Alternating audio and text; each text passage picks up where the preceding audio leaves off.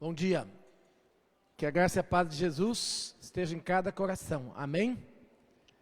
Amém? Amém. Glória a Deus. Vamos abrir nossa Bíblia em 1 Pedro, capítulo 2. 1 Pedro 2, 9.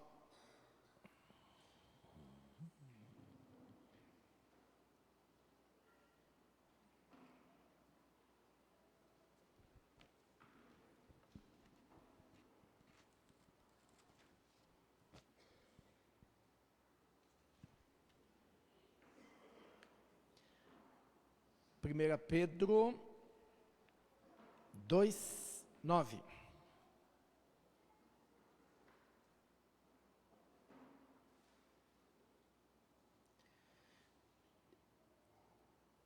Vocês, porém, são geração eleita, sacerdócio real, nação santa, povo de propriedade exclusiva de Deus, a fim de proclamar as virtudes daquele que os chamou das trevas para a sua maravilhosa luz. Antes vocês nem eram povo, mas agora são povo de Deus. Antes não tinham alcançado misericórdia, mas agora alcançaram misericórdia. Obrigado, Senhor, pela Tua palavra, que é a verdade. A Tua palavra, Senhor, que nos limpa, que nos anima, que nos fortalece, Senhor. Pedimos nessa manhã que o Teu Espírito Santo esteja fazendo com que a Tua palavra seja real nas nossas vidas, seja, Senhor, impactante, e esteja, Senhor, cumprindo, promovendo aquilo que é a Tua vontade. Nós assim oramos e assim agradecemos em nome de Jesus. Amém. Amém. Glória a Deus.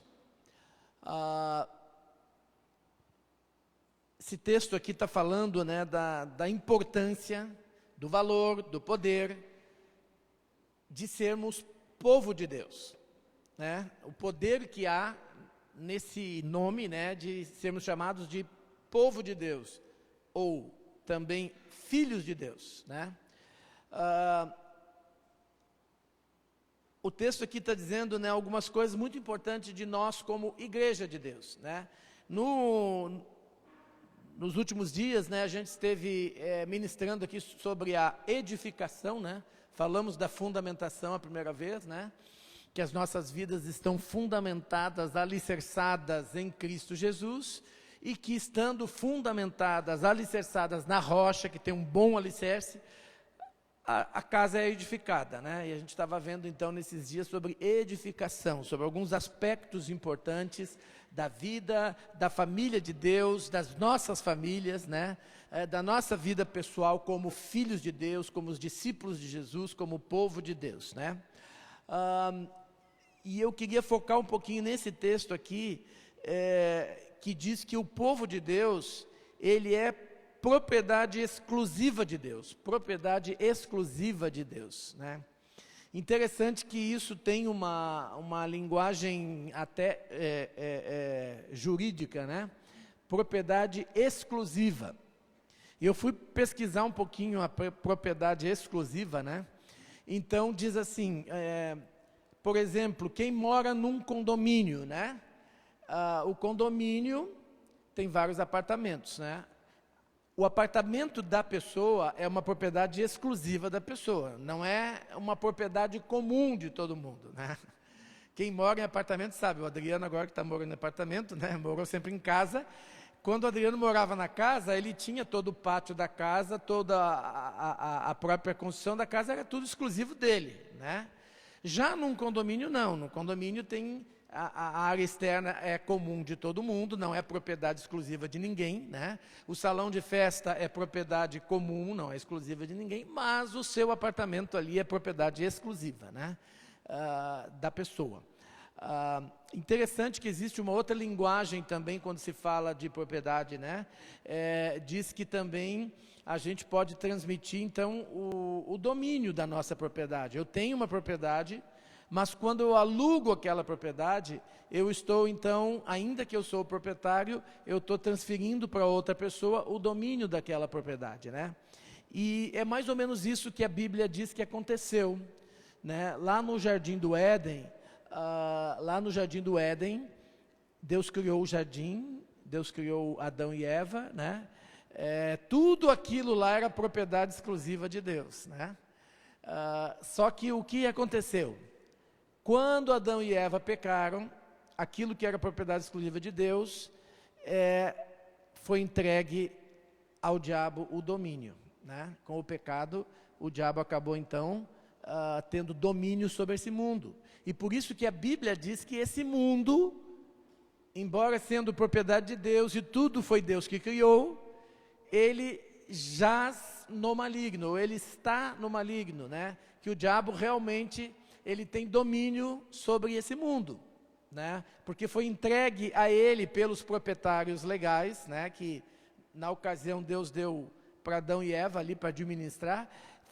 Quando pecaram, eles entregaram o domínio. Então nós vivemos num mundo que sim é dominado, embora esse mundo é criação de Deus, foi Deus que criou o mundo ele está sob o domínio de Satanás, e aí existe tanta coisa ruim acontecendo, né? Mas o Senhor nos lembra que nós somos o povo de propriedade exclusiva de Deus neste mundo, né? Tem um livro, inclusive eu tinha perdido esse livro, agora achei. Tinha emprestado para alguém, e outro dia uma pessoa depois de anos disse, estava mexendo lá em casa e achei o livro, né? E o título desse livro é Cidade de Deus ou Cidade de Satanás, falando do mundo, né? E que o mundo é uma constante guerra, né? Entre as coisas de Deus e as coisas do diabo, né? Entre Deus, que é dono e proprietário desse mundo, e Satanás, que tem um certo domínio que foi dado a ele neste mundo, né? E nós, que somos os filhos de Deus, a igreja de Deus, fomos chamados para sermos o povo de Deus, a família de Deus. Nós estamos vendo ali na edificação, né? Qual é o propósito eterno de Deus, que Deus tinha antes de criar o mundo, de ter neste mundo uma família de muitos filhos, esses filhos semelhantes a Jesus, que é o modelo, para a glória de Deus Pai, né? Então, quando a gente estava vendo a edificação nesses dias, a gente estava sempre apontando para Jesus. O que Jesus ensinou? Modelo de família. Qual é o modelo de família na Bíblia? Jesus e a igreja. Jesus, o modelo como marido, né? Como é que um marido tem que ser? Como Jesus era, né? Como Jesus foi, né? E ali nós temos um modelo de como deve ser as coisas na família de Deus, no corpo de Deus, no povo de Deus, né? Lá no Antigo Testamento, o povo de Israel foi escolhido por Deus, né? Existia as nações chamadas as nações pagãs, né? As nações que eram distantes de Deus, que faziam tudo errado, como as pessoas do mundo hoje fazem, né? Com sua mente, seus conceitos completamente diferentes de Deus, aliás, até afrontando Deus, e não era diferente lá no Antigo Testamento, né?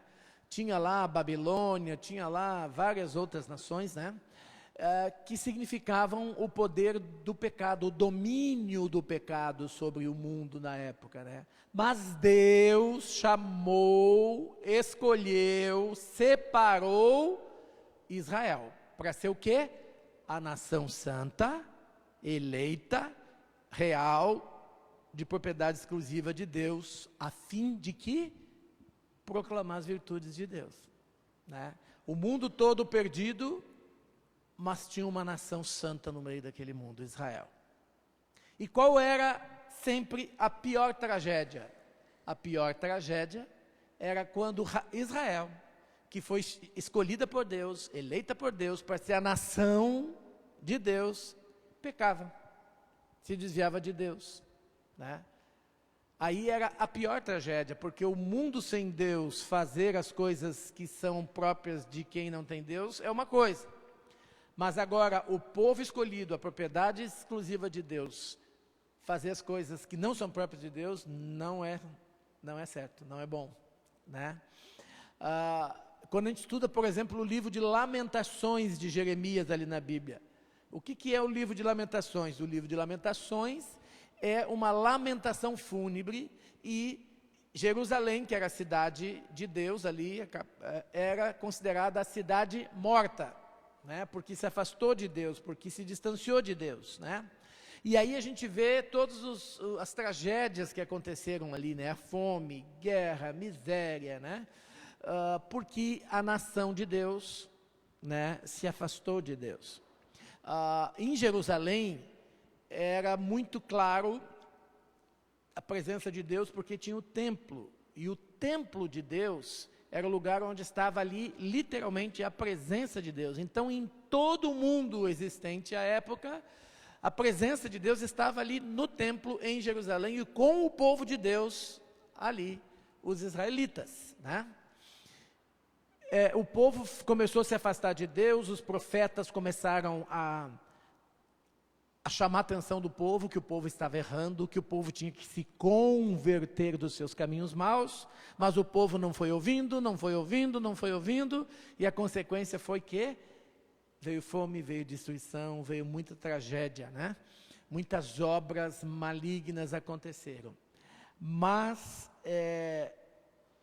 tem um texto que eu gosto muito, em Ezequiel, lá no capítulo 37, quando fala, o povo de Deus se afastou de Deus, né? E teve consequências sérias, foram levados cativeiros e tal. Mas lá em Ezequiel 37 diz assim: e o povo tornará a Deus, e o Senhor porá nele novamente o seu espírito, e eles viverão, né? Então, é muito claro, né, a presença do Espírito Santo como é importante. Eu queria falar um pouquinho sobre isso. O povo de Deus é aquele que vive no poder e na força do Espírito Santo. Glória a Deus. O Espírito Santo é que traz vida, né? O Espírito Santo que traz vida. Quando eu estive lá em Israel, no Museu do Holocausto, a gente pôde ver em várias sessões a tragédia que foi o Holocausto, que o povo judeu foi morto, torturado, né? Foi horrível o que aconteceu, na nossa história mais ou menos recente ainda, né? E tem várias salas ali, tem as salas das crianças, em homenagem às crianças que foram mortas, ali tem os sapatinhos das crianças, né, num soalho de vidro, e embaixo está cheio do sapatinho das crianças, tem as vozes das crianças chorando, é muito comovente aquilo, né? E depois que a gente sai de todo o museu, aí tem um arco e tem esse versículo: e porei novamente o meu Espírito em vós e tornareis a viver. Glória a Deus. Porque quando há o Espírito Santo de Deus, há vida, quando não há a morte. Irmãos, as coisas na vida não são acaso. Por exemplo, o Holocausto que aconteceu, em que os judeus foram mortos, não foi uma questão de um fato que aconteceu na história apenas, né? É uma questão de vida ou morte, é uma questão de bênção ou de maldição, é uma questão de trevas ou luz, né? E o mundo é assim, ou a gente está nas trevas, ou a gente está na luz, ou o mundo está nas trevas, ou o mundo está na luz, ou o mundo está debaixo da bênção de Deus, ou está debaixo da maldição. E isso não é uma questão apenas de história, ou uma questão de sorte. Às vezes a gente pensa isso, né? Aquela pessoa teve sorte, né? Ou aquela teve azar. Não é nada disso, é uma questão espiritual, tudo é espiritual. Tanto é que eu sempre digo para os irmãos que quando lá no ano 2000 eu encontrei uma criança de rua em Porto Alegre, e a nossa cidade tinha quase 1000 crianças na rua, Deus me mostrou esse texto de Lamentações 2:11, que falava ali das crianças que andavam pelas ruas da cidade, e eu fiquei chocado. Eu pensava que problema de criança na rua era só a nossa realidade, a história do Brasil, mas era um problema 600 anos antes de Cristo. E aí quando a gente vai ler lá na Bíblia por que tinha crianças na rua, era um problema espiritual. Porque a nação, as pessoas se afastaram de Deus, deixaram de cumprir as regras de Deus, e aí veio a consequência, que era aquilo. Então, nada é por acaso, no mundo, nada acontece por acaso, há uma realidade espiritual, né? Nada acontece por acaso na minha e na tua vida, nada acontece por acaso na minha e na tua família, há uma realidade espiritual, há uma constituição legal das coisas, né? Se eu abro porta para as maldições, vem maldição, se eu abro porta para a bênção, vem a bênção, essa é uma realidade espiritual. Se eu entrego para Satanás determinadas coisas, né, e dou domínio para ele, ele vai passar a agir, porque legalmente ele tem autoridade para agir, né? É assim que acontece, né? E assim que aconteceu no mundo, quando Adão e Eva pecaram, eles abriram portas, eles deram legalidade para Satanás entrar, e até hoje Satanás está tendo um certo domínio sobre o mundo, porque foi dado para eles uma legalidade, uma porta foi aberta, né? E as coisas são assim no mundo. Mas nós, Igreja de Deus, somos aqueles que está lá em Apocalipse 3:20, né? Jesus diz assim: eis que estou à porta e bato, se alguém ouvir a minha voz e abrir a porta do seu coração, eu entrarei, cearei com ele e ele comigo. Glória a Deus. Sabe, foi diferente lá com Caim, no início, né? Quando Caim pecou, o Senhor disse para ele: olha, eis que o pecado está à porta, e cabe a ti dominá-lo. Infelizmente, Caim deixou o pecado entrar na porta do seu coração, da sua vida, não dominou nada, e acabou sendo dominado pelo pecado. As questões do pecado é assim, ou a gente domina espiritualmente elas, ou elas nos dominam. Essa é uma realidade. E por isso que a Igreja de Deus, o povo de Deus, é o povo de Deus na terra, é a nação de Deus na terra, é a autoridade de Deus na terra, e que tem então o poder do Espírito Santo, que traz vida, né? Quando Deus criou o mundo, diz que a terra era sem forma e vazia, né? E havia escuridão, havia trevas sobre a face da terra, mas o Espírito de Deus pairava ali, né? E o Espírito de Deus estava ali. E aí Deus, com o seu Espírito que estava junto ali, disse o que? Haja luz, e houve luz. Glória a Deus. E o Espírito de Deus entrou nas densas trevas e transformou aquelas densas trevas em quê? Em luz. Glória a Deus.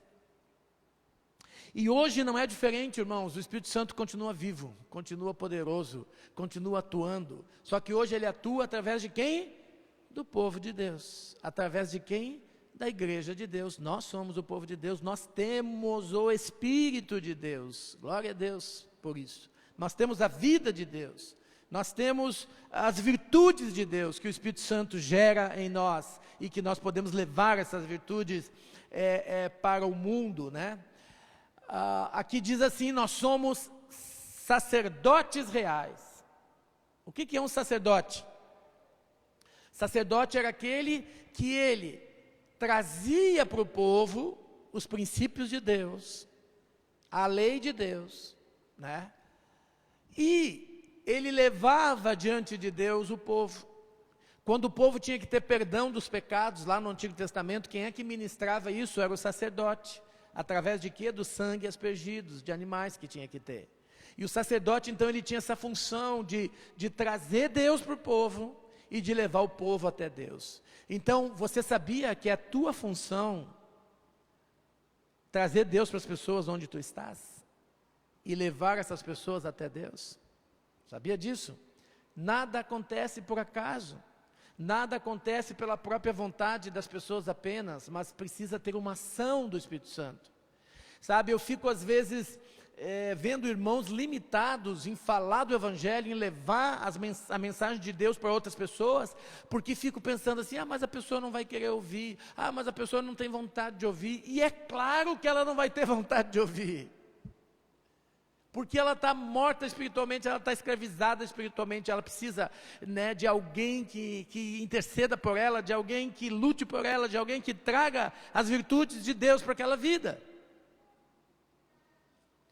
Nós estávamos ontem falando lá em casa sobre um primo da Regina que está passando um sofrimento terrível com câncer, né? E eu disse: a gente tem que ir lá, vamos lá orar por ele, vamos lá levar um violão até e fazer um louvor. E aí nós ficamos pensando assim, a gente mesmo ficou se questionando, mas será que ele vai gostar? Será que ele quer que a gente toque um louvor? A gente ficou pensando nisso, né? E aí a gente conversou um pouquinho assim lá em casa, e aí acho que a Giovana ou o Gabriel tinha dito, o Otto, que é o nosso amigo, o irmão pastor que está também lutando aí com câncer, né? Ele quer que um irmão vá lá tocar piano para ele, né?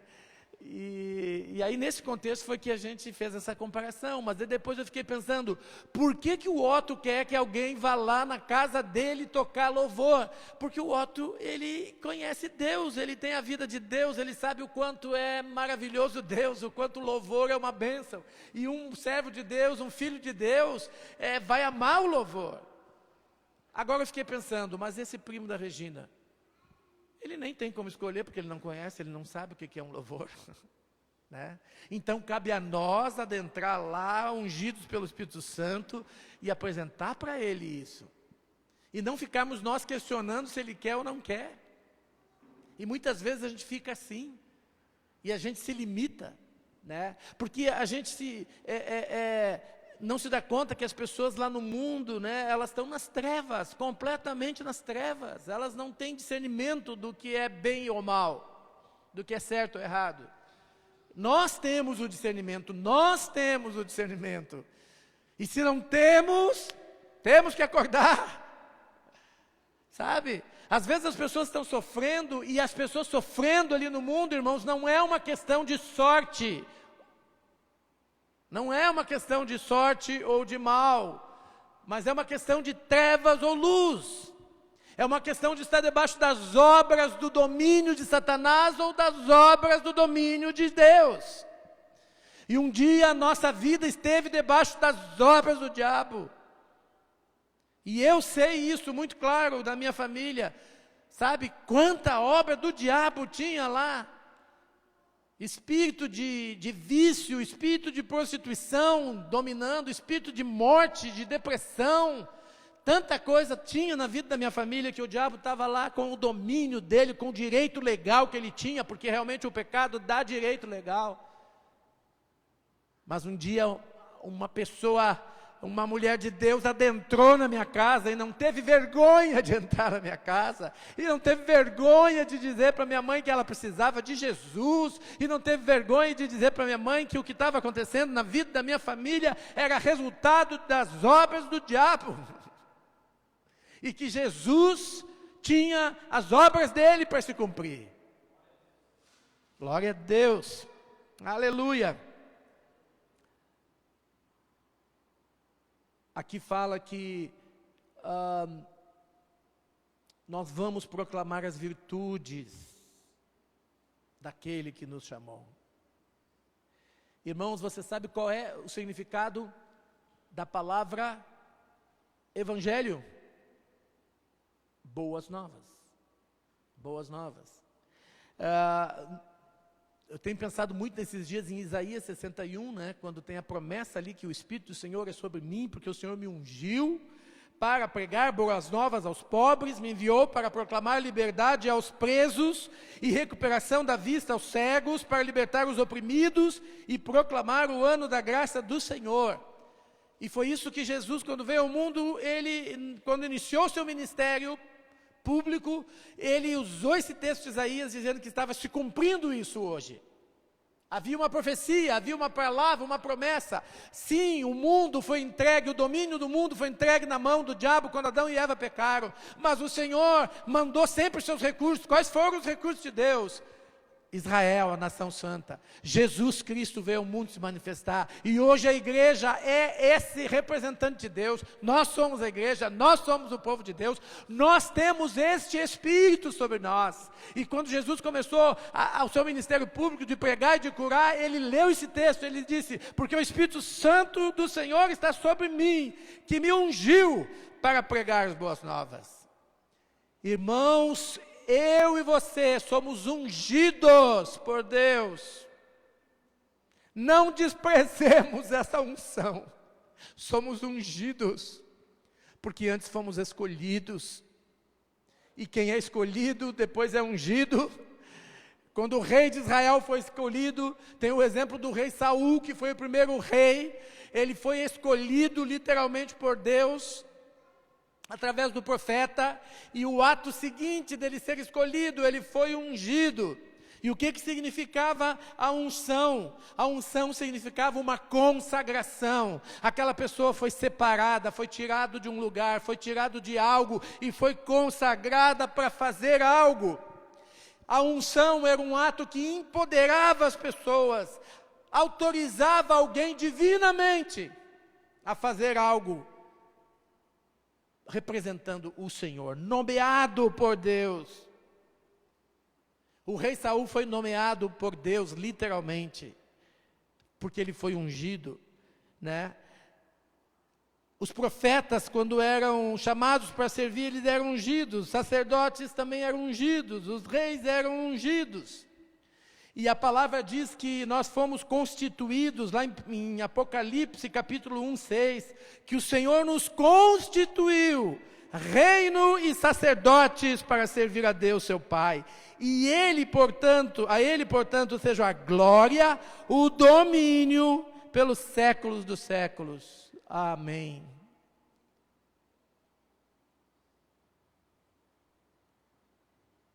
Para isso Jesus se manifestou, tem um outro texto, para destruir as obras de Satanás, 1 João 3:8. E Jesus se manifestou para destruir as obras de Satanás. Jesus agora subiu aos céus, deixou a sua igreja com essa responsabilidade. É minha e tua responsabilidade. Eu e você somos ungidos pelo Senhor, escolhidos pelo Senhor, somos sacerdotes reais, representando o Rei dos Reis, o Senhor dos Senhores, para anunciar as virtudes dele, para levar as boas novas. Evangelho é boas novas. Glória a Deus. Glória a Deus que o Evangelho um dia me alcançou. Glória a Deus que o Evangelho alcançou a minha descendência, porque sobre a minha descendência, sobre a minha ascendência, havia história de morte, havia domínio de trevas, havia domínio de pecado, e um dia o Senhor me tirou do império das trevas, aleluia. E um dia Ele quebrou, Ele cortou todo o domínio de Satanás e me fez voltar a ser propriedade exclusiva de Deus. E o que me interessa é Deus, o meu dono é Deus, eu levo o reino desse Deus, né? E cada vez que eu estou pregando o Evangelho para alguém, eu estou indo resgatar aquilo que era propriedade exclusiva de Deus, né? Por que Jesus expulsava demônios? Porque expulsava o invasor, aquele que não tinha direito de estar lá, de uma certa forma. Ele tinha um direito legal, mas um direito no sentido diante de Deus não tinha, ele usurpou esse direito, né? Porque o inimigo entregou, Adão e Eva entregaram legalmente na mão do diabo, e o diabo usurpou isso. Então, ele tem que ser realmente despejado, tem que ser mandado embora de um lugar que não pertence a ele, e que ele, embora esteja usando, né, porque tem um contrato legal, mas quando Jesus se manifestou e morreu na cruz, Jesus quebrou o contrato legal, Jesus destruiu aquele contrato que o diabo tinha dado, e hoje, pelo sangue de Jesus, pela vida de Jesus, nós podemos proclamar esse Evangelho, nós podemos despejar o diabo da vida das pessoas, nós podemos mandar embora o intruso. Glória a Deus. Não somente da vida das outras pessoas, da nossa própria vida. Às vezes também a gente fica lutando com pecados, com tentações, né, que vêm do diabo, e nós temos que resistir o diabo. E ele vai fugir de nós. Há uma luta. As obras do diabo, né, elas foram destruídas por Jesus na cruz. E Jesus se manifestou para destruir as obras do diabo. Glória a Deus, eu e você somos povo de Deus. E para isso nós fomos ungidos, para isso nós fomos separados, para isso nós fomos consagrados. O que é a palavra consagrado? É muito simples, é estar com o sagrado. Quando eu estou com o sagrado, que é o Senhor Jesus, quando a minha vida está nele, quando eu estou com ele, eu estou consagrado. Por que muitas vezes a gente não tem essa ousadia, né, de falar do Evangelho, essa ousadia de expulsar o demônio da vida das pessoas? Talvez seja porque a gente não esteja muitas vezes tão consagrados. Aquela ocasião que os discípulos, né, quando começaram a servir Jesus, eles começaram a expulsar demônios, a curar pessoas, eles ficaram maravilhados. Mas chegou diante dele uma situação que eles não conseguiram expulsar aquele demônio. E eles foram para Jesus. E por que nós não conseguimos? Aí Jesus disse assim, porque esse demônio ali só sai com jejum e oração. Então o que Jesus disse para os discípulos? Para vocês poderem mandar embora esse aí, vocês vão ter que se consagrar um pouco mais. Tem que ter um nível de consagração, né? No reino espiritual, irmãos, eu vejo muitas vezes as pessoas das trevas, vocês sabem que as pessoas das trevas, elas se consagram, né? Mas não dá para dizer sagrar, se consagram com o diabo, não é se consagram, é com o diabo elas ficam, né? Mas as pessoas das trevas, é muito comum os pais de santos, por exemplo, que trabalham aí fazendo obras de macumbaria e feitiçaria, é muito comum, frequentemente, eles ficarem uma semana deitados no chão, com a cabeça no sangue. Eles estão fazendo isso para quê? Para se dedicar àquela obra que eles estão fazendo, né? E eles sabem, no reino espiritual, que o sangue tem um preço, tem um valor muito importante, né? Nós temos o sangue de Jesus, fomos consagrados pelo sangue de Jesus, e o sangue de Jesus tem muito poder, não é isso que a gente diz? Às vezes virou só um chavão, o sangue de Jesus tem poder, e tem mesmo, tem muito poder, mas a gente tem que se consagrar nesse sangue. As pessoas das trevas, eles sabem do valor da moeda importante que é o sangue, né? Por isso que eles se consagram e fazem essas coisas assim. E vem sobre eles um certo nível de poder mesmo, das trevas. Mas vem. Por que nós não nos consagramos? Se nós somos essa nação santa. O que é santa, né? Santa é separada desse mundo, né? Eu posso morar num condomínio, mas o que acontece no meu apartamento, ninguém pode influenciar lá. É propriedade exclusiva minha. Eu estou separado, aquilo ali é separado para mim e para minha família, né? Assim como nós somos nesse mundo, uma nação santa, exclusiva, propriedade exclusiva de Deus, que o diabo não toca, que o diabo não tem direito nenhum, né?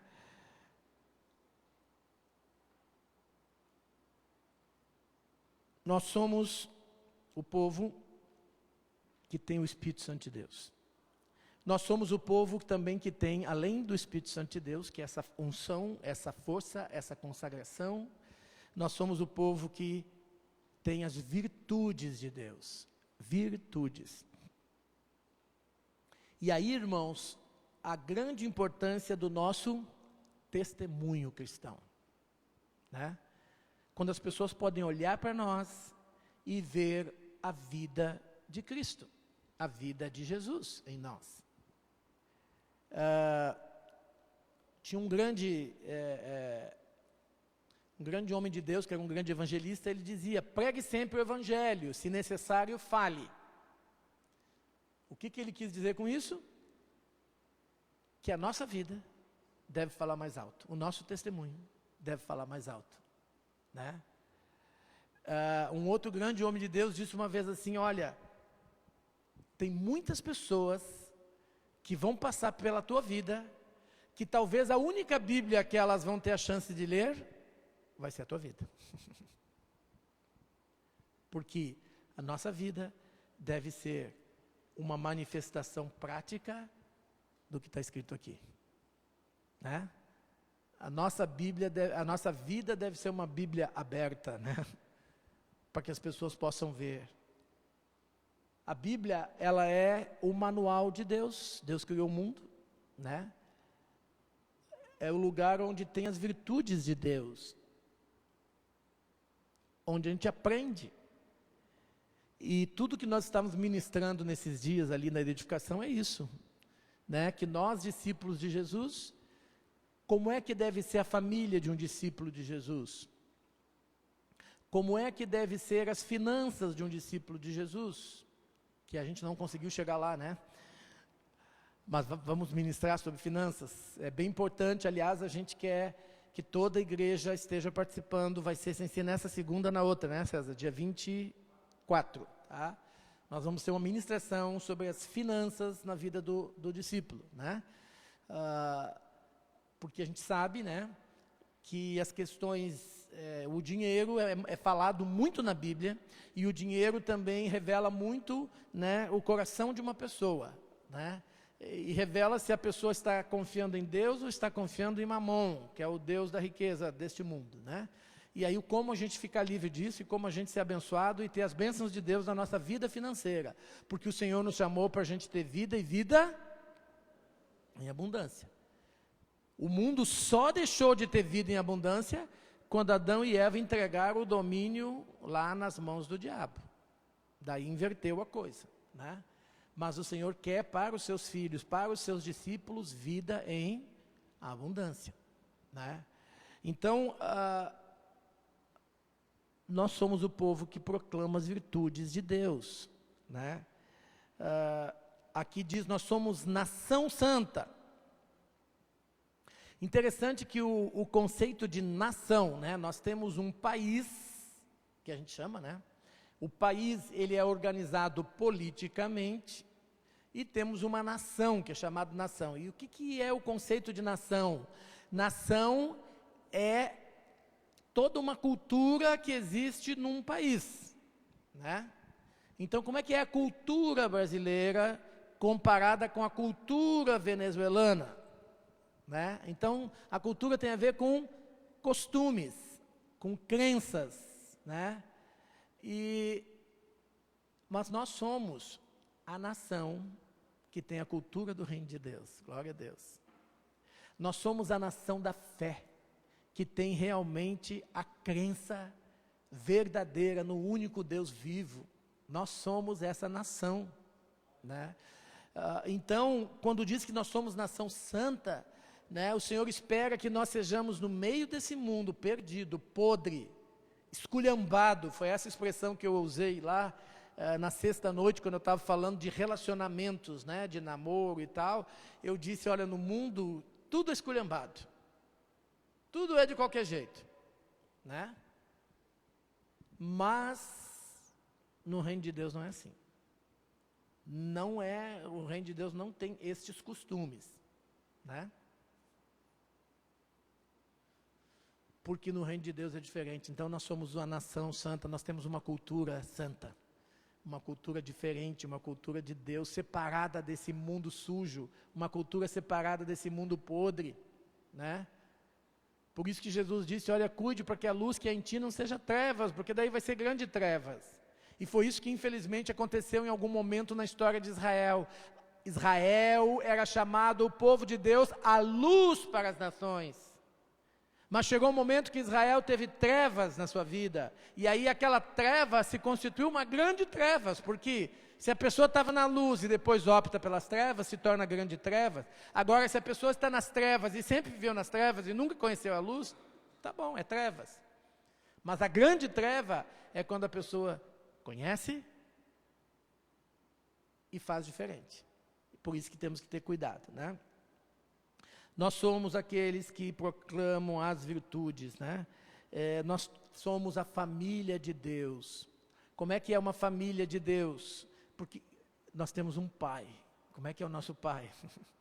Quais são as características do nosso pai? A gente sabe, né, que numa família é isso, né? Os filhos, eles repercutem, de uma certa forma, a imagem, os costumes dos pais, né? A semelhança física até, né? Então, nós somos uma família nesse mundo que tem que refletir a imagem do pai, do nosso pai, que tem que refletir a imagem do nosso irmão mais velho, que é Jesus, né? Deus deixou Jesus como um modelo, por isso que diz que ele é o nosso irmão mais velho. Ele é o nosso exemplo, ele é o nosso modelo, e o Senhor espera de nós que nós sejamos exemplo, modelo, né? Para o mundo. Glória a Deus. Lá em Atos 10, 38, diz assim: como Deus ungiu Jesus de Nazaré com o Espírito Santo e poder, e como ele andou por toda parte, fazendo o bem e curando todos os oprimidos pelo diabo, porque Deus estava com ele, né? Além de nós termos as características de Deus, o testemunho de Deus, eu conheço muito crente que é um excelente testemunho, né? E que é um bom testemunho. Só que ele se limita nisso, ele não abre a boca para falar das coisas de Deus, né? Não tem ousadia de levar o evangelho do reino, né? E a palavra diz que nós somos ungidos para, na força do Espírito Santo, levar o evangelho do Senhor. Para, na força do Espírito Santo, fazer o bem. Diz que Jesus andou por toda parte fazendo o bem. Agora eu quero te dizer uma coisa, e eu entendi semana passada isso, de uma forma melhor. O que é fazer boas obras? Tem boas obras que a gente pode fazer na nossa força, sem precisar depender do Espírito Santo, né? Por exemplo, algumas obras sociais, né? Eu me envolvi muito nisso nos anos todos. Isso eu poderia fazer sem nenhum problema. Aprendi a fazer, né? Me dediquei para fazer. São obras. Tem aquelas que a gente pode fazer, mas tem aquelas que a gente não pode fazer, e que só o poder do Espírito Santo pode fazer, e que só Jesus pode fazer. Quem é que convence uma pessoa? É o Espírito Santo. Eu posso pregar um monte para uma pessoa, eu posso trazer muitos argumentos, eu posso despejar sobre a pessoa toda a Bíblia que eu conheço, mas se o Espírito Santo não fizer a obra, não adianta. Não adianta. E muitas vezes não depende de nós. Só depende da gente se dispor a ser usado, né? Eu sempre conto um exemplo que no início do meu pastorado eu fui treinado num ministério chamado Evangelismo Explosivo. E o Evangelismo Explosivo, a gente treinava os irmãos, e é importante treinar, né? Por 13 semanas, né? E cada semana as pessoas tinham que decorar um versículo novo, uma ilustração que tinha ali, né? E aí o pastor treinava os irmãos, e aí lá em Brasília, na igreja que eu fui pastor, reunia os irmãos para fazer o treinamento. E aí, a cada semana, a gente ia visitar, depois da aula teórica, ia visitar alguém para evangelizar. E comecei evangelizando, né? Depois os irmãos que estavam no curso, cada semana eles entravam numa partezinha para praticar o que eles tinham decorado. Tinha uma irmãzinha, a irmã Perpétua, cheia do Espírito Santo, cheia de Deus, a irmã Perpétua. E ela ouviu falar em evangelismo, eu quero evangelizar. Só que a irmã Perpétua, ela era analfabeta, não sabia ler. E como é que ela ia decorar tudo? Mas a irmã Perpétua, ela não se considerou impedida por isso.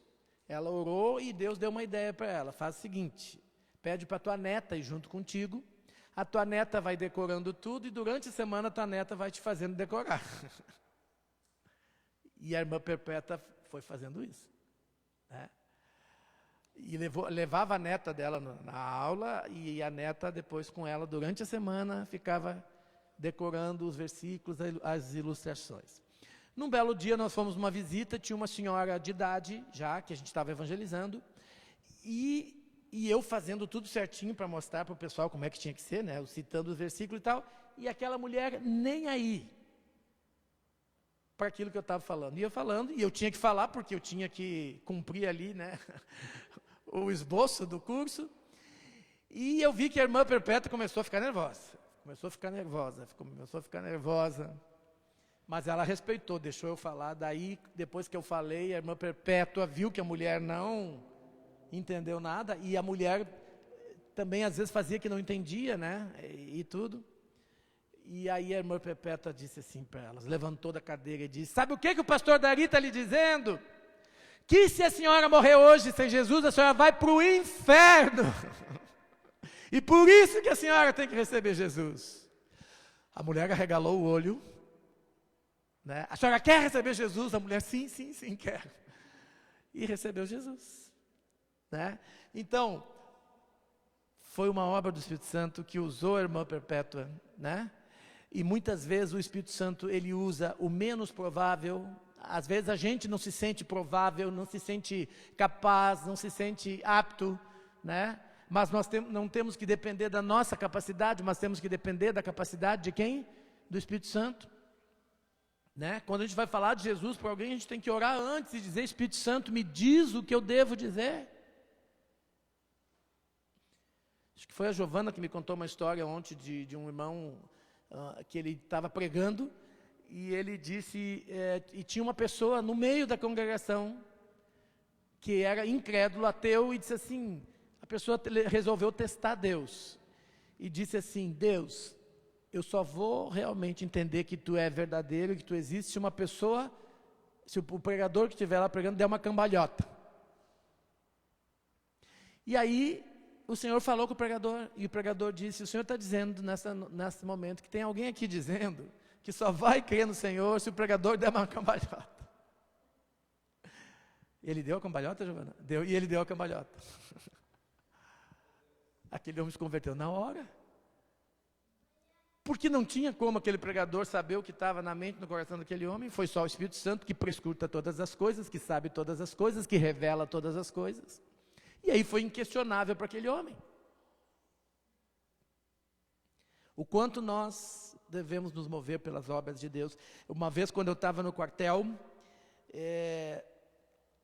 nós tínhamos um tempo toda manhã, que até o general pediu que eu fizesse, que era trazer uma meditação da palavra, e eu trazia todas as manhãs. E uma vez o general estava viajando, e o coronel que ficou no lugar dele era um coronel espírita. E aí ele aproveitou aquela hora, não deixou eu falar, e falou um monte de bobagem, né? Falando de que a salvação é pelas obras e tal, e eu fiquei orando ali, né, pelo Espírito Santo, e aí eu pedi: coronel, o senhor me permite falar uma coisa?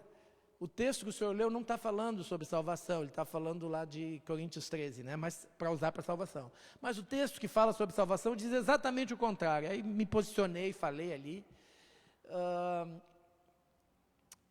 e o coronel então seguiu falando. Daí no final ele disse: então o Pereira faz uma oração aí. Daí eu disse assim: coronel, o senhor não me leve a mal, mas hoje eu não quero fazer oração, porque eu quero que fique bem claro que o Deus que eu sirvo não é o mesmo que o senhor está dizendo aí, que é do Buda, do Maomé e não sei o que. Ele falou isso, né? Aí todo mundo me olhou assim, né? Aí, podia ir para a cadeia. Mas o coronel sabia, porque era um confronto espiritual ali. Daí ele: não, tá bom, então o sargento fulano puxa um Pai Nosso aí. O sargento puxou o Pai Nosso. E aí quando terminou aquela formatura, os meus colegas: o que aconteceu? Tu tá louco? Né? Daí eu disse para eles: o que aconteceu é o seguinte, eu tenho todo o respeito pelo coronel. Se o coronel me mandasse limpar o chão ali, eu ia limpar o chão. Qualquer outra coisa que ele me mandasse, eu ia fazer, porque eu estou submisso a ele, ele é o coronel. Mas espiritualmente, ele não tem autoridade nenhuma sobre a minha vida. Espiritualmente, eu é que tenho autoridade com Jesus. E por isso que eu me posicionei. Aí o pessoal ficou.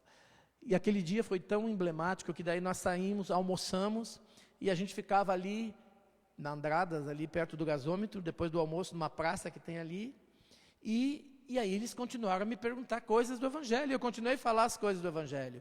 E de repente chega um morador de rua, e apontou para mim e disse assim: esse aí, a autoridade dele não está nessa farda aí. Bem assim. E aí ele começou a vir para cima de mim, eu vi que ele vai prestando. Eu levantei e disse: em nome de Jesus, tu fica onde tu está.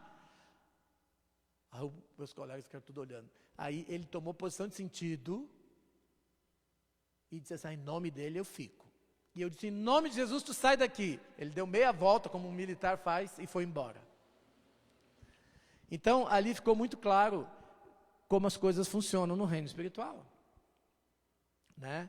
Nós temos a autoridade de Deus, né? Nós somos o povo de Deus com a autoridade de Deus. E é importante a gente entender isso, né? Não somente para mostrar as virtudes. Eu sempre me preocupei lá no quartel de dar um bom testemunho para os meus colegas, e sempre dei. Graças a Deus, pela misericórdia do Senhor, né? E por isso mesmo que o general lá me convidou para eu trazer a palavra todas as manhãs. E Deus deu a oportunidade de eu pregar a palavra, mas precisava muito mais que isso, precisava uma manifestação do poder do Espírito Santo, né?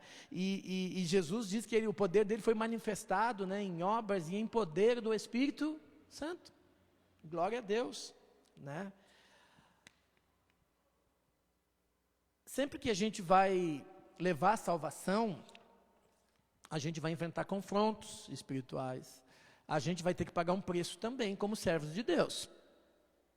Ainda ontem eu estava falando com os pastores, a gente teve uma reunião com os pastores da Grande Porto Alegre, vinculados com a comunidade, foi uma benção, estivemos juntos lá pela manhã, e a gente estava falando sobre, parece que nós estamos vivendo dias de sofrimento, né, na vida da igreja. E aí a gente estava dizendo assim, olha, a Bíblia fala mesmo, né, lá de um batismo de sofrimento, né? A gente viveu tempos de batismo no Espírito Santo, que é muito bom, né? Mas tem um outro batismo aí chamado batismo do sofrimento, né, que muitas vezes a gente não quer. Mas quando a gente entende que o sofrimento com Deus tem um propósito e tem um preço, então daí a gente passa a entender, né?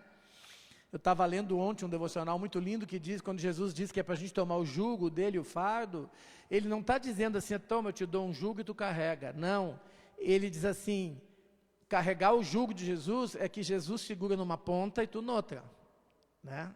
E aí leva junto, né? Já não aconteceu, por exemplo, eu às vezes quando vou carregar uma geladeira com um jovem forte, eu acabo deixando a parte do motor para eles, né? Porque ele é mais forte. E quando acontece, esses dias o Valmir me ajudou, ele carregou sozinho um negócio aí, né? É uma geladeira. Porque ele é forte, ele é jovem, né? Mas quando Jesus carrega o jugo conosco é assim, né?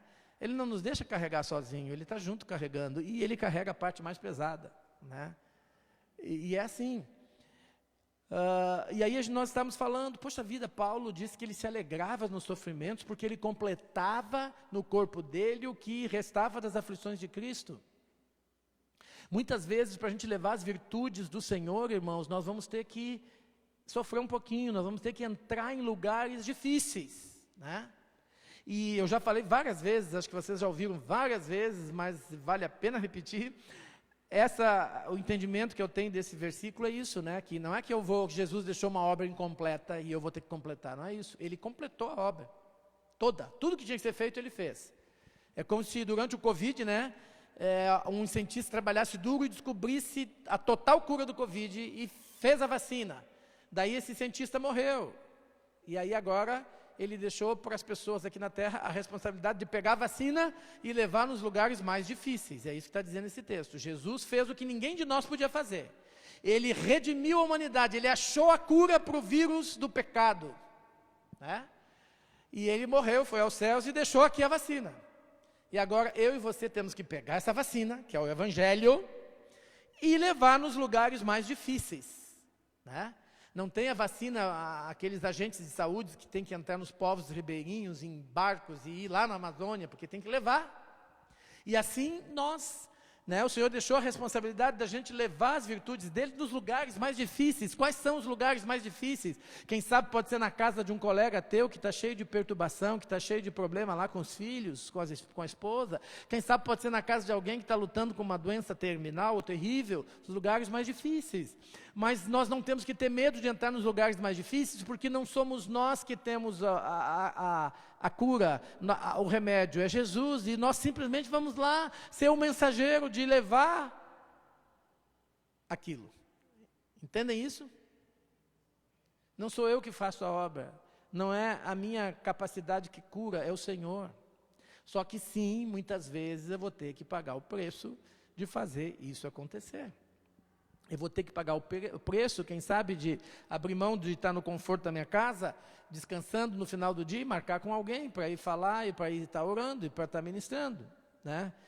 Isso é muito importante, porque naquele dia, irmãos, nós vamos chegar diante de Jesus.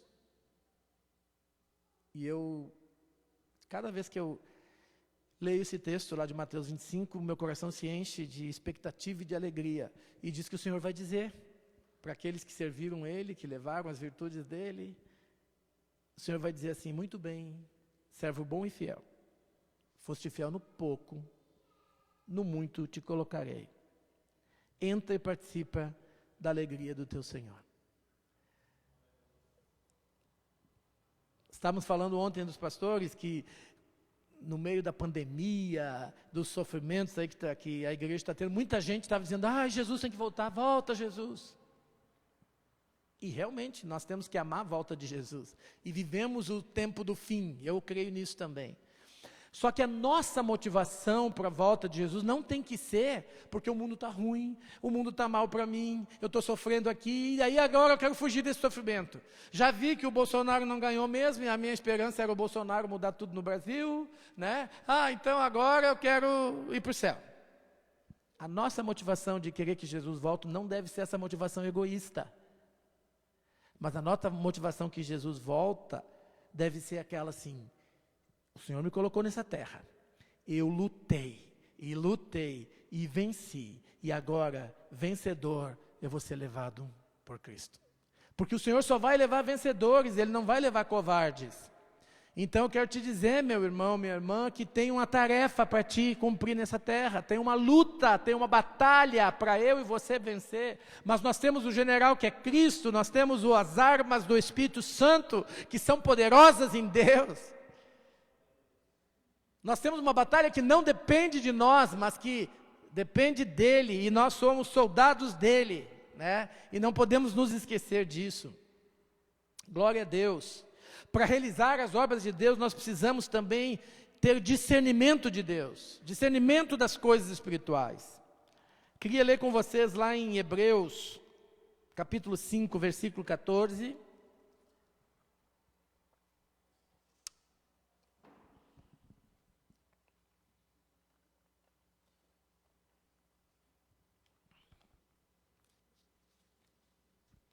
Hebreus 5,14.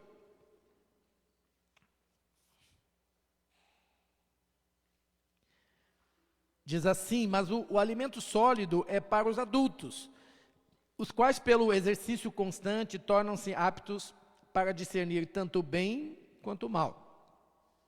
O contexto ali de Hebreus está falando daquelas pessoas que conheciam Deus e que não cresciam espiritualmente. E foram chamados ali no contexto de Hebreu de criancinhas, que precisavam de novo estar tomando leitinho, e que não podiam comer o alimento sólido. O que é o alimento sólido? Costela, picanha, né? E tinha pessoas ali que já devia estar comendo isso, mas não conseguia comer, porque era muito forte para eles, tinha que comer leitinho. E aí Paulo diz assim, mas aqueles que se desenvolveram, né? Nós precisamos nos desenvolver pelo exercício espiritual, praticando as coisas espirituais, pela força do poder do Espírito Santo, eles se tornaram adultos. E uma característica do adulto é que o adulto consegue discernir bem as coisas, a criança não. A criança tem dúvida, a criança se atrapalha, a criança é inocente, né? A criança não consegue ver muitas vezes maldade. Mas o adulto, ele tem discernimento. E aqui diz que nós, uma das características do povo de Deus, da família de Deus, é que tem discernimento espiritual, para discernir tanto o bem quanto o mal, tanto a luz quanto as trevas, tanto as coisas visíveis quanto as coisas invisíveis. Existe um mundo espiritual, e diz que Jesus criou tantas coisas visíveis, estava na criação com Deus, quanto as invisíveis. Então existem coisas visíveis e invisíveis. E irmãos, as coisas invisíveis, elas são mais reais do que as visíveis. Por quê? Lá em Hebreus, quando diz que foram criadas, que Deus criou todas as coisas, né? E quando está falando da natureza da fé, diz que a fé acredita que o mundo invisível, o Deus poderoso, o invisível, criou todas as coisas visíveis. Então, se quem criou todas as coisas visíveis que a gente está vendo aqui no mundo natural é invisível, quem é que é mais poderoso? O que é visível ou o que é invisível? O que é invisível. Porque existe uma realidade espiritual. O mundo invisível, o Deus invisível, criou as coisas visíveis. E assim é espiritualmente. Existem principados e potestades das trevas invisível. A Bíblia fala que o mundo está debaixo do governo também do príncipe deste mundo. Quem é o príncipe desse mundo? Satanás. Ele é invisível. E o que o príncipe desse mundo faz? Ele afeta a vida visível das pessoas. E há sim muitos casos de doenças que são demônios que estão ali na vida das pessoas. Há muitos casos de atrapalhos na vida emocional das pessoas que são demônios que estão ali. Alojados, dominando, invasores que não deveriam estar lá. Que precisam ser botados para correr em nome de Jesus. Às vezes, irmãos, esses dias eu ministrei com um irmão que já está no caminho do Senhor há anos. Mas que tinha alguma coisa invasora na vida dele, que ele lutava e ele não entendia. E as pessoas que estavam ao redor dele também não entendiam. E até se afastavam, porque achavam aquele tipo de temperamento um pouco ruim. E o Senhor me deu claro discernimento sobre o que era. E oramos, mandamos embora aquele demônio que estava prendendo a vida daquela pessoa, estava prendendo a pessoa de ter uma vida abundante com Deus, de desfrutar. E no caso daquele irmão é porque havia uma legalidade na sua família, alguma coisa que tinha sido feita pelos seus pais, e que ele herdou aquela herança maligna, e aquilo nunca foi desalojado, nunca foi mandado embora da vida, e nós oramos e ficou livre, glória a Deus. Mas o Senhor teve que dar discernimento espiritual. Nós precisamos de discernimento para destruir as obras do diabo. Assim como tem as obras de Jesus, o Espírito do Senhor é sobre mim, porque o Senhor me ungiu para pregar a libertação aos cativos, curar os enfermos. A obra de Jesus, o Espírito do Senhor faz essa obra. Existe o espírito do maligno que já tem feito obras na vida das pessoas. E quais são as obras do diabo? O diabo veio para, bem alto, roubar e destruir. E é isso que ele está fazendo na vida das pessoas. Sabe? Mas naquela pessoa que eu gosto tanto, naquela pessoa da minha família, o diabo está fazendo isso, roubando, matando, destruindo, porque foi para isso que ele veio. Mas Jesus Cristo se manifestou para destruir as obras de Satanás. O Espírito Santo de Deus se manifestou para destruir as obras do diabo. E por isso que a gente deve também buscar discernimento. Nós somos o povo que tem discernimento de Deus. Glória a Deus. Muitas vezes as pessoas vão ficar contra ti, deixa ficar. Né? A Bíblia diz que todos que querem viver a vida cristã piedosa vão sofrer perseguição. O que é viver a vida cristã piedosa? Não é fazendo as obras de caridade. A vida cristã piedosa é vivendo de uma maneira reta, pia. A vida pia é a vida santa, a vida pia é a vida reta. Né? Então, eu vivendo, eu proclamando, vou ter perseguição. De qualquer forma, eu vou ter perseguição. Né? Só que quando eu começo a me posicionar, eu vou ter mais perseguição. Mas também eu vou ter mais resultados. Né? Porque eu vou começar a confrontar as obras do diabo. E o diabo vai cair, vai ser desalojado, vai ser desempossado. Em nome de Jesus. Né? Existe, como eu falei, trevas, luz, vida, morte, bênção, maldição, coisas visíveis, coisas invisíveis. E isso tudo não é uma questão de sorte que aquela pessoa teve ou azar. É uma questão de vida ou morte, trevas ou luz, bênção ou maldição. E nós precisamos discernir para abençoar as vidas e para levar aquilo que é do Senhor. Glória a Deus que eu e você temos esse Espírito agindo em nós.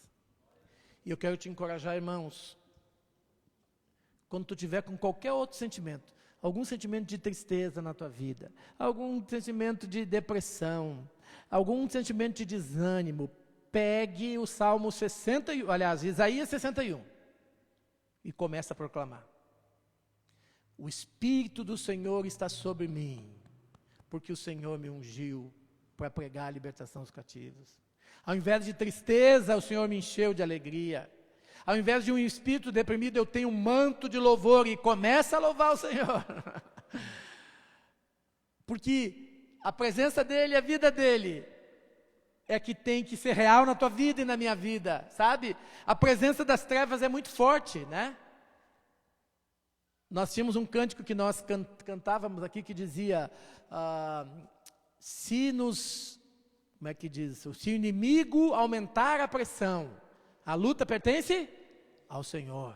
É porque se aproxima a nossa redenção, quanto mais pressão vem, é porque a vitória está vindo, né? A luta pertence ao Senhor, sempre pertence ao Senhor. Armados para a guerra, nós vamos marchar. A luta pertence ao Senhor. Nenhuma obra humana vai nos derrotar. Por quê? A luta pertence ao Senhor. Por que o diabo quer muitas vezes colocar doenças, sentimentos ruins de tristeza, de depressão na gente? Porque ele quer nos deter. Porque ele sabe que eu sou a nação santa, o povo escolhido de Deus. Vocês não viram aquela expressão que diz que só se joga pedra na árvore que dá fruto? É isso, né? O diabo não quer que a gente dê fruto. Mas quando tu estiver sofrendo alguma coisa, tu tem que dizer para o diabo, agora que eu vou me levantar. E agora que eu vou servir mais o Senhor ainda. Né? Eu lembro que quando nós estávamos no ministério com as crianças, o primeiro menino que nós pegamos na rua foi embora, não quis mais saber do Senhor. Eu fiquei mal, fiquei 3 dias, deprimido mesmo em casa. E depois fui viajar de férias, estava lá em Salvador e alguém me ligou aqui de Porto Alegre dizendo, olha, a prefeitura está precisando de uma entidade que pegue os abrigos dos adolescentes do Ingá Brita, que eram adolescentes infratores, os piores. E aí eu fui orar ao Senhor, eu disse, não, mas eu não vou pegar isso, se esse menino aqui que era o principal que a gente investiu deu nisso, o diabo me dizendo, né? Se esse que era o principal deu nisso, tudo vai dar nisso. Larga a mão disso. O diabo dizendo para mim, né? E eu orando lá entendi. Ah, mas isso é o diabo. Tu vai ver agora, diabo. Pois agora que nós vamos ir mais adiante. Agora que nós vamos pegar esses aí, sim. E foi a convicção do Senhor. E nós pegamos, ficamos 6 anos ali. Foi muita luta.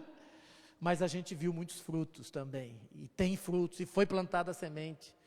E sabe, o diabo ele quer fazer de tudo para nos derrubar, ele quer fazer de tudo para nos frustrar, ele quer fazer de tudo para que o Espírito do Senhor não nos use, para que a vida do Senhor não floresça em nós e através de nós. Sabe, quando o diabo estiver botando crise ou dificuldade na tua vida, diga agora que tu vai ver, diabo, pois agora que eu vou servir mais o Senhor, não vou deixar de fazer nada para o meu Senhor, vou fazer mais, para te envergonhar, para te derrotar, porque tu é derrotado. Nós não temos que ouvir a conversa de um derrotado, nós temos que ouvir a conversa de um vencedor, porque o Espírito do Senhor foi sobre Jesus, e o Espírito do Senhor, aquele Espírito que estava sobre ele, fez ele ressurgir da morte, ele morreu, mas ele venceu, e há o poder da ressurreição agindo em nós e através de nós, através do Espírito de Jesus, que a gente possa se mover mais, irmãos, pelo poder da ressurreição, aquele poder que trouxe Jesus de volta à vida. Sabe, se tem uma pessoa doente, o poder da ressurreição pode pegar aquela parte doente do corpo e deixar sã. Porque esse é o poder do nosso Deus. A morte não deteve ele, as trevas não detiveram ele, glória a Deus. E que a gente se mova sabendo quem nós somos. Nós somos geração eleita, fomos escolhidos por Deus. Sacerdócio real, aqueles que vão trazer Deus para as pessoas e levar as pessoas em oração diante de Deus. A nação santa, que tem os costumes, que tem a cultura do reino de Deus no meio de uma nação suja e podre. Nós somos o povo de propriedade exclusiva de Deus, que o diabo não tem poder sobre as nossas vidas, ele não vai entrar nas nossas vidas. Pelo contrário, nós vamos ser usados para desalojar ele em um invasor de outras vidas, a fim de proclamar as virtudes daquele que nos chamou, as boas notícias, as coisas boas. Nós somos chamados para fazer isso, daquele que nos chamou das trevas para a sua maravilhosa luz. Nós vamos levando luz no meio das trevas. Nós somos luz das nações, para dissipar as trevas. Bênção de Deus, povo especial. Glória a Deus. Vamos fechar os nossos olhos? A equipe de louvor lembra aquele canto que somos o povo de Deus?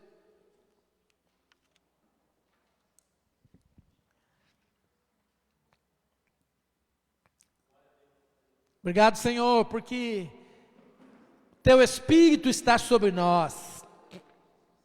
Teu Espírito nos ungiu, já somos ungidos, escolhidos.